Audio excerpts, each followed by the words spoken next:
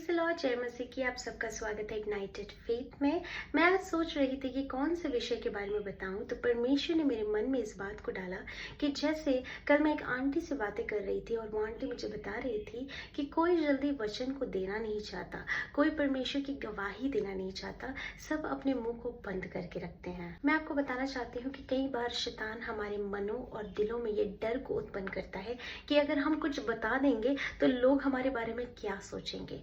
मैं आपको बताना चाहती हूँ, जैसे कल भी मैं इस विषय के बारे में बताया कि मनुष्य की रीति पर हमें नहीं चलना, कि मनुष्य प्रसन्न हो रहा है या नहीं उसका हमें नहीं देखना। हमें देखना है कि खुदा हमसे प्रसन्न हो रहा है या नहीं। खुदा इस बात को जानता है कि हम कोई भी परफेक्ट नहीं है, हम सब कोई इम्परफेक्ट है। इसलिए खुदा ने अपने वचन में इस प्रकार से कहा है कि मैं तुझे एक सहायक को दूंगा और वो है पवित्र आत्मा, होली स्पिरिट। आप जानते हैं कई सारे लोग परमेश्वर के वचन और गवाही और उसकी स्तुति आराधना क्यों नहीं कर पाते?